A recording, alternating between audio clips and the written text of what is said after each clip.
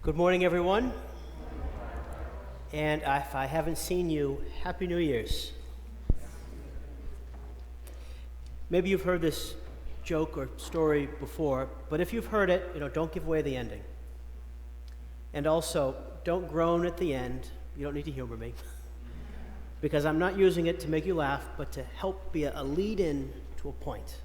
Okay? Okay. So, there was a man who was stuck on his rooftop when a flood was coming. The water was rising, and he was praying to God for help. And then a rowboat came by, and the man in the rowboat yelled up to the man on the roof and said, "Jump in, I can save you." And then the man on the roof looked down at him and said, "No, thank you. I'm praying to God, and God is going to save me." So the rowboat went off. Then a man in a motorboat came by. The water was still rising. And he looked to the man on the roof and he said, "Jump in, I can save you." And again, the man on the roof looked to the man in the motorboat and he said, "No, thank you. I'm praying to God, and God is going to save me." So the man in the motorboat went off. The water was still rising. Now it was just at the top. Now a helicopter flew overhead and the pilot yelled down to the man on the roof and he said, "Grab this rope and I'll pull you to safety." And again, the man said, "No, thank you. I'm praying to God, and God is going to save me." So reluctantly, the helicopter flew off. Well, you know what's coming. The water kept rising, and the man drowned. I'm glad none of you laughed, because that was not the joke. So he made it to the pearly gates, and he was able to discuss this whole situation with God. And he said to God, he said, "God, I prayed to you. I trusted in you. And still you didn't save me. You let me drown. Why?" And God looked at him and said, "Well, I sent you a rowboat, a motorboat, and a helicopter. What more did you want?" So the point is, if you didn't get it, the rowboat, the motorboat, and the helicopter, those were the helps that God had sent. The man chose not to follow the signs that God gave him. Signs point to something. They point to something other than themselves. Like, for instance, in your car, you've got the check engine light. If the check engine light comes on, the light is working just fine. It's your engine that has the problem, because signs point to something, and they're all around us. For instance, the fine people who greeted you at the door as you came in, they were signs. Their smiles, underneath their masks, were signs that we are glad that you are here. Down by the grocery store where Route 20 and Union Ave come together, there's a big green street sign. And on it, it says Sudbury, Maynard, and then there's a big arrow. Signs point. That sign happens to point to the best places in the whole earth. Isn't that endearing? Maybe I'm okay. Maybe moving on. So the Epiphany star was a sign just like that. It pointed the Magi to Jesus. In the gospel, we heard the Magi ask Herod, "Where is the newborn King of the Jews? We saw his star at its rising and have come to do him homage." In the ancient world, it was thought that the birth of a great person or a king was often accompanied by the appearance of a star in the sky. Now, in the ancient world, they didn't have strip malls or shopping plazas, so there was no light pollution. So everybody would have seen the star. It must have been unmissable.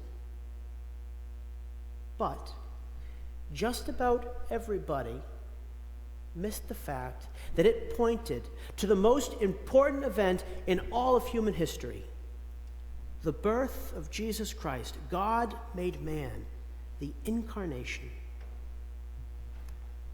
Why did the three Magi grasp its significance, but no one else? The simple answer is they were ready. Their hearts were open.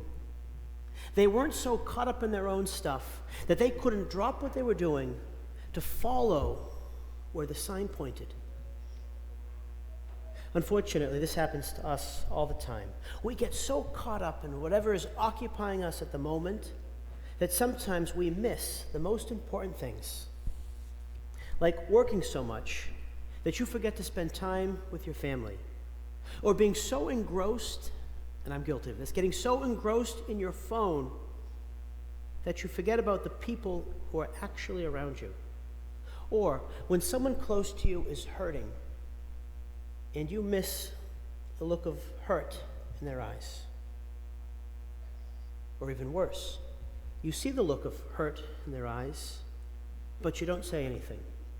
Maybe you don't say anything because you don't want to be bothered, or you don't know what to say, or there's a tough conversation that you want to avoid.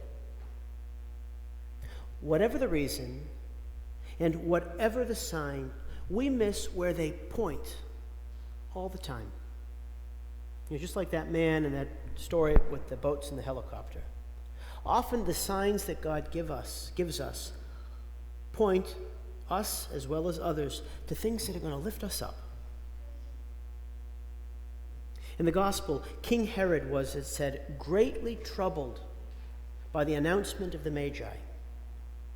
They were ascribing his title, the King of the Jews, to someone else who happened to be a little baby. Herod's self-serving attitude kept him from recognizing the truth of their announcement that it was a good thing. Selfishness often keeps us from seeing the signs that God puts around us. Because when I get too caught up in myself and what I want, well, then I close myself off to the feelings and the opinions of others. I think one of the pains of purgatory is going to be quite simply regretting the important things we missed because we were too busy or too focused on ourselves.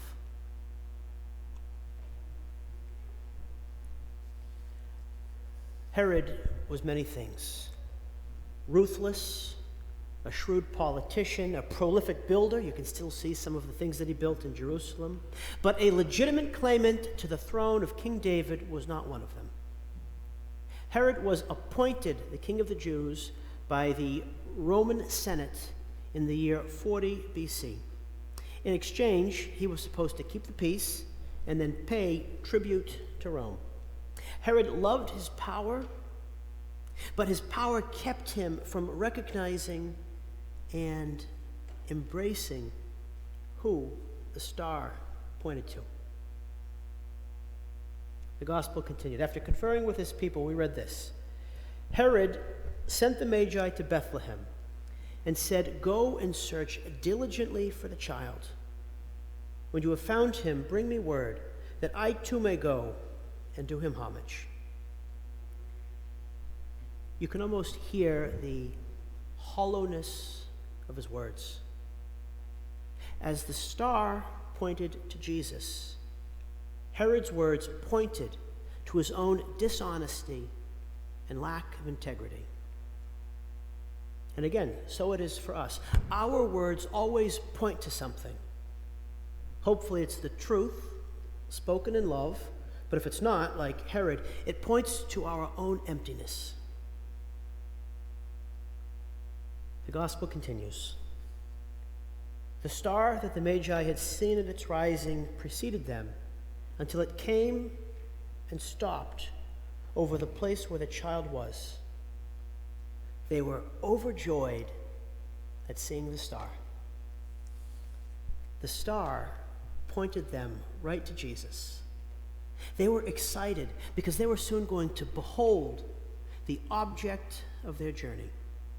Similarly, when you receive an inspiration of the Holy Spirit in your conscience, or in some other way you receive an indication of God's will, you should embrace it with joy because it necessarily points you to happiness in this life and the next.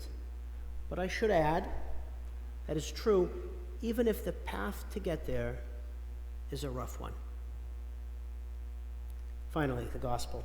The Magi saw the child with Mary, his mother, They opened their treasures and offered him gifts of gold, frankincense, and myrrh. These gifts were signs too. On one level, they point to the love of the Magi for the Christ child, just as your gift giving at Christmas points to your love for the people who you love. But on another level, they point to who Jesus is, his identity. The incense points to the divinity of Jesus. Jesus is God. The gold points to his kingship, and the myrrh points to the fact that he is one who is to die for us. In conclusion, lots of people saw the star, but only 3 recognized who it pointed to. One of the things that helps open our hearts to God's signs around us is prayer. Next week, we are going to be starting a new message series based on Matthew Kelly's book, I Heard God Laugh. I know many of you have already received it. We have a bunch of extra copies in the back of the church. And again, if you're watching with us at home or online, we would love to send copies both for you and for your loved one. I know someone sent us a Facebook message the last couple of days. We've already sent out a book for them, so we would love to do that if there's someone that you know that you would love to give a book to. Now, obviously, you don't need to read the book to come to the series and hopefully get something out of it. But I think if you do, you are going to be more attuned to the signs that God places around you. And God speaks to us through the signs that he places around us, just as he spoke to the man on the roof when he sent him the rowboat, the motorboat, and the helicopter.